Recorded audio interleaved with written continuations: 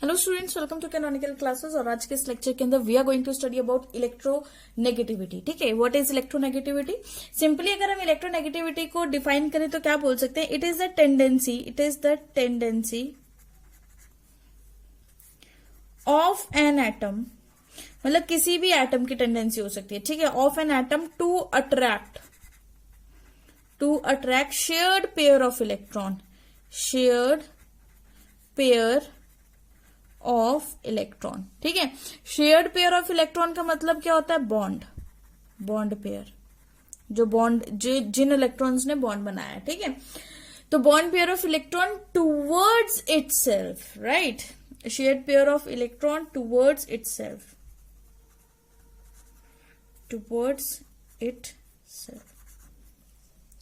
ठीक है। और एक और चीज, ये मतलब टूवर्ड इटसेल्फ, और ये पॉसिबल होता है only in a covalent bond. ठीक है, हम बोल सकते हैं इन अ कोवलेंट बॉन्ड के अंदर ही। कोवलेंट बॉन्ड के अलावा किसी और बॉन्ड में आपको ये देखने को नहीं मिलेगा। और इट इज रिप्रेजेंटेड बाय इसको रिप्रेजेंट किया जाता है काई से, ठीक है, जिसको प्रोनाउंस करते हैं KI, काई।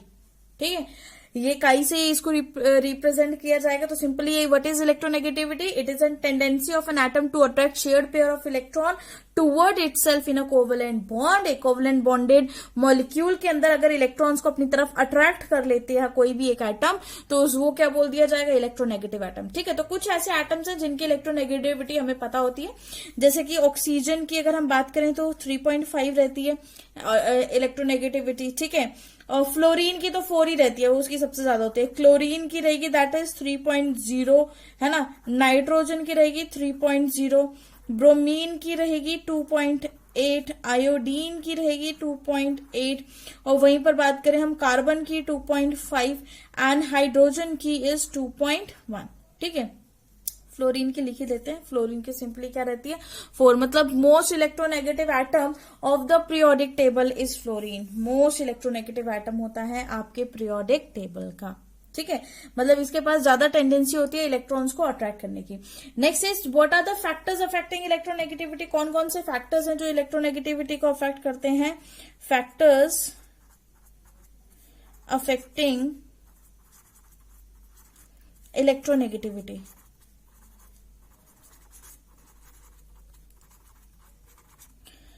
कौन कौन से फैक्टर्स हैं जो इलेक्ट्रोनेगेटिविटी को अफेक्ट कर रहे हैं? फर्स्ट फैक्टर, जो सबसे मेन एंड इंपॉर्टेंट फैक्टर है, दैट इज हाइब्रिडाइजेशन। आप इसका नाम सुन के ऐसे मतलब एकदम से कंफ्यूज ना हो जाएं कि क्या हाइब्रिडाइजेशन, हम तो नाम ही पहली बार सुन रहे हैं। अभी बस इसको याद रखो, ठीक है। इसके बाद जो नेक्स्ट चैप्टर हम करेंगे केमिकल बॉन्डिंग, उसके अंदर ये हाइब्रिडाइजेशन को बहुत डिटेल में हम लोग स्टडी करने वाले हैं, राइट। तो फिलहाल के लिए बस नाम याद रखें, हाइब्रिडाइजेशन। अगर C सिंगल बॉन्ड C, मतलब C और C के बीच में सिंगल बॉन्ड हो तो ये होता है sp3 हाइब्रिडाइज। ठीक है, उसी तरह C डबल बॉन्ड होगा तो ये होगा sp2 हाइब्रिडाइज, राइट। और उसी तरह से C ट्रिपल बॉन्ड C होगा तो this is sp hybridise, right. तो हमेशा याद रखना, हाइब्रिडाइजेशन में सिग्मा बॉन्ड पार्टिसिपेट करता है। सिग्मा मतलब सिंगल बॉन्ड, ठीक है। पाई मतलब डबल बॉन्ड। क्लियर है ये बात? ठीक है, तो हाइब्रिडाइजेशन मतलब बहुत ही ज्यादा, और जिसके अंदर S कैरेक्टर ज्यादा है, S कैरेक्टर ज्यादा मतलब P कैरेक्टर का कम होना। जैसे कि हम यहाँ पर अगर देखें तो यहाँ पे S और P के अंदर P का बहुत ज्यादा कैरेक्टर है तो S का सबसे कम कैरेक्टर है ना। यहाँ पे P का डबल कैरेक्टर है, S का कम होगा, और इधर 50-50% है तो सबसे कम S कैरेक्टर कहाँ है? यहाँ पर होगा ना। ठीक है, तो जहां पे greater the S character, greater will be the electronegativity. उतनी ही ज्यादा इलेक्ट्रोनेगेटिविटी होगी, जितना ज्यादा S कैरेक्टर होगा आपके पास उतनी ज्यादा इलेक्ट्रोनेगेटिव। तो S कैरेक्टर आपको कहा, सॉरी यहाँ पर तो सबसे कम S कैरेक्टर है क्योंकि P सबसे ज्यादा है ना। तो 50-50% ये है, तो मतलब ये मोर इलेक्ट्रोनेगेटिव होगा, मोर इलेक्ट्रोनेगेटिव, राइट। इसको हम क्या बोलेंगे? sp जो हो जाएगा वो आपका मोर इलेक्ट्रोनेगेटिव हो जाएगा, राइट। तो वहीं पे अगर हम नेक्स्ट बात करें ऑक्सीडेशन स्टेट की, तो ऑक्सीडेशन स्टेट की अगर हम बात करें तो second factor is your oxidation state.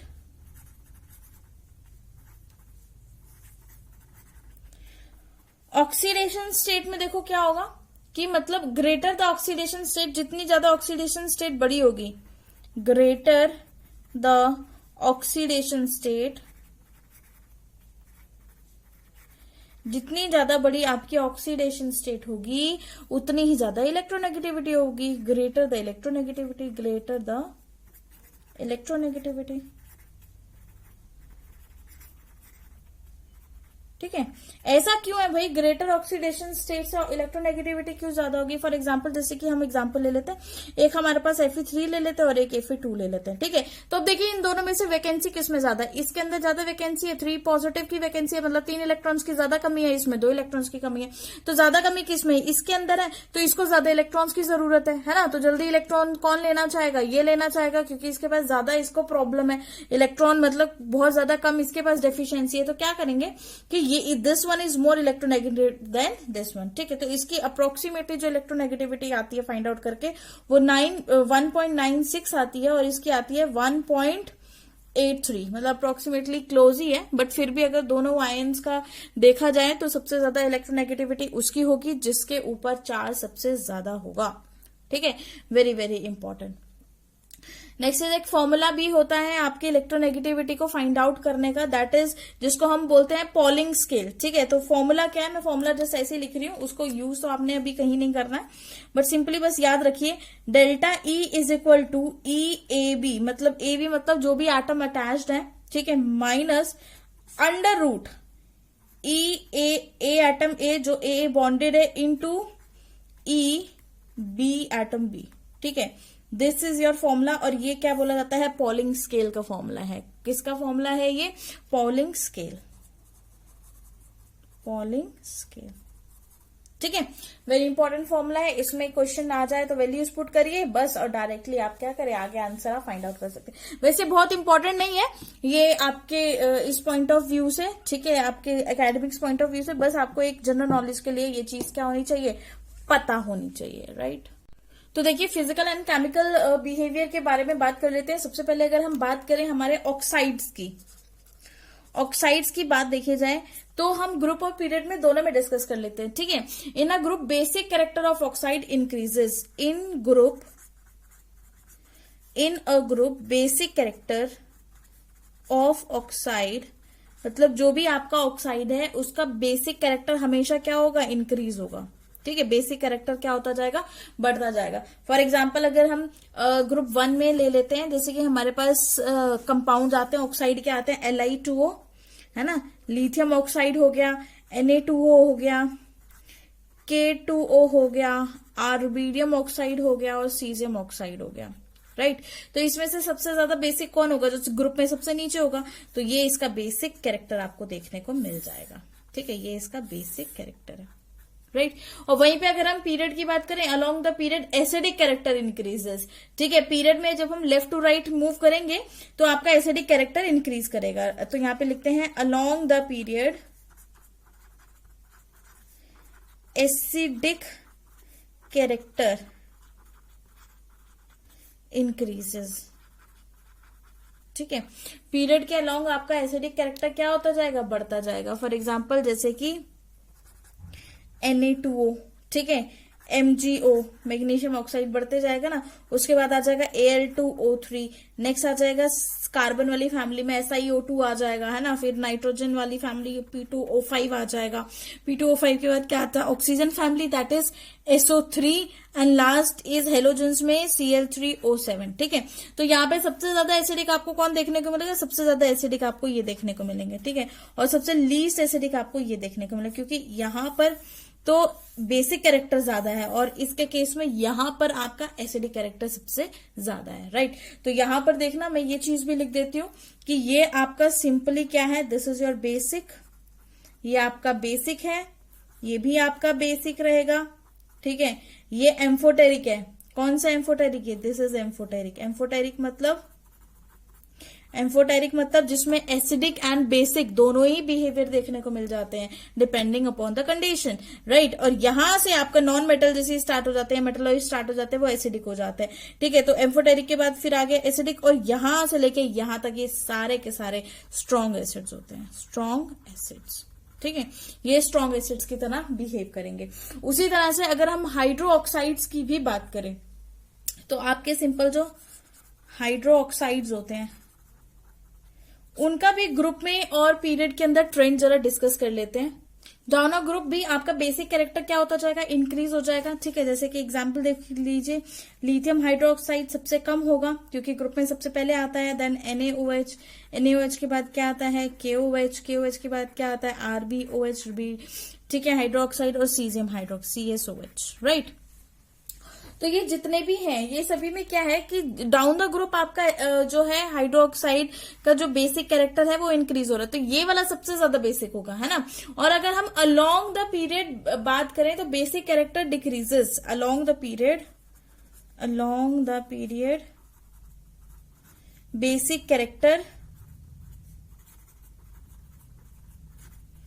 Basic character decreases. जो आपका बेसिक कैरेक्टर है वो क्या होगा, डिक्रीज होगा। कैसे डिक्रीज होगा देखते हैं जरा। जैसे कि हमारे पास NaOH है, सबसे ज्यादा बेसिक ये मिलेगा आपको, उसके बाद मैग्नीशियम हाइड्रोक्साइड, OH का होल ट्वाइस, देन दिस, ठीक है। तो ऐसे मूव करते करते जब हम AlOH पे जाएंगे तो ये तो एम्फोटेरिक ही हो जाता है, मतलब ये लीस्ट बेसिक मान सकते हो आप इसको, ठीक है। SiOH का होल 4 हो जाएगा, है ना, H3PO4 हो जाएगा। इस तरह से मतलब सारे कंपाउंड्स बनते जाएंगे, H2SO4 हो जाएगा क्योंकि सल्फर का तो यही कंपाउंड होता है ना। और सबसे एंड में, एट द एंड जो आपके पास आएगा दैट इज HClO4 हो जाएगा, राइट, ठीक है। तो आपको यहाँ पे ये याद रखना, HClO4 हो जाएगा। तो अब यहाँ पे देखो ये जो है दिस इज योर बेस, क्या है ये बेस है, ये क्या है, ये भी बेस है, मैं अब डबल नहीं लिख रही, समझ आना। ये क्या हो गया, एम्फोटेरिक, ये आपका क्या हो गया, एम्फोटेरिक हो गया। अब एम्फोटेरिक के बाद जितने भी हैं वो सभी क्या है आपके स्ट्रॉन्ग एसिड्स की तरह बिहेव करेंगे, स्ट्रॉन्ग एसिड्स, ठीक है। ये सभी किसकी तरह बिहेव करेंगे, स्ट्रॉन्ग एसिड्स की तरह बिहेव करेंगे। उसी तरह से अगर हम कार्बोनेट्स की बात करें तो अल्कली एंड अल्कलाइन कार्बोनेट की stability down the group increase करती जाती है। डाउन द ग्रुप मतलब स्टेबिलिटी बढ़ती जाएगी, ठीक है। क्यों बढ़ती जाएगी, साइज बड़ा होता जाता है। सेकंड, इन अल्कली कार्बोनेट सॉल्युबिलिटी भी बढ़ती जाती है डाउन द ग्रुप, और सॉल्युबिलिटी पीरियड के अंदर जो हम अगर हम बात करते हैं अल्कलाइन कार्बोनेट्स में solubility decreases down the group, ठीक है। अल्कली कार्बोनेट्स में होते हैं जैसे कि Na2CO3, K2CO3, इनकी सॉल्युबिलिटी डाउन द ग्रुप बढ़ रही है, लेकिन अल्कलाइन कार्बोनेट्स मतलब ग्रुप 2 के एलिमेंट्स के जो कार्बोनेट्स हैं उनकी solubility down the group decrease हो रही है, ठीक है। तो इस तरह से आपने कार्बोनेट्स का भी डिस्कस कर लेना है, right. Next is our diagonal relationship. तो देखिए डायगोनल रिलेशनशिप क्या होता है, जो ग्रुप, ये आपका पीरियड सेकंड है, ये पीरियड 2 है, ठीक है। तो ये जो पीरियड के एलिमेंट्स होते हैं वो डायगोनली इनके मैच करते हैं कैरेक्टरिस्टिक्स, ठीक है। मतलब इनके जो प्रॉपर्टीज है वो डायगोनली मैच करेंगे। फॉर एग्जांपल लिथियम मैच करेगा मैग्नीशियम से, बेरिलियम मैच करेगा एल्यूमिनियम से, बोरोन मैच करेगा सिलिकॉन से, और कार्बन मैच करेगा फास्फोरस के साथ, ठीक है। इस तरह से कुछ प्रॉपर्टीज जो है वो क्या होती है आपकी, मैच करती है, राइट। तो इन्हीं प्रॉपर्टी, यही इसी को बोलते हैं डायगोनल रिलेशनशिप, की एक डायगोनल सा बन रहा है ना, तो इस रिलेशनशिप को डायगोनल रिलेशनशिप बोला जाता है। तो जो एलिमेंट्स होते हैं ऑफ एनी ग्रुप, है ना, तो हम इसको कैसे लिखेंगे, the elements of any group, the elements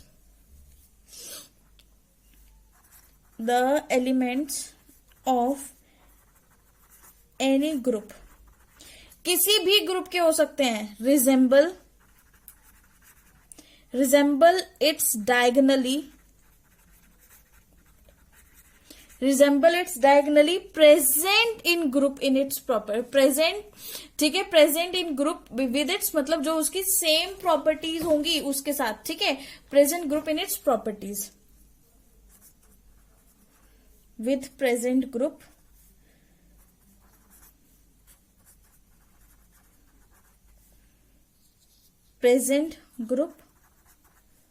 ठीक है, इन इट्स प्रॉपर्टीज, राइट। अपनी प्रॉपर्टीज में रिजेंबल करेंगे। दिस रिजेंबलेंस, इस रिजेंबलेंस को बोला जाता है diagonal relationship. This resemblance is known as diagonal relationship, right. ठीक है, this resemblance is known as diagonal relationship. और इसका कॉज क्या है, ये डायगोनल रिलेशनशिप का क्या कॉज है, क्या क्या किस वजह से होता क्यों है, ये होता क्यों है, ठीक है, ऐसा क्यों है कि अपने मेंबर से ना मिलके बाकी दूसरों के मेंबर से मिल रहा है। ये इसलिए है the element which are present diagonally to each other small ionic and atomic radius, ठीक है, due to small ionic and atomic radius,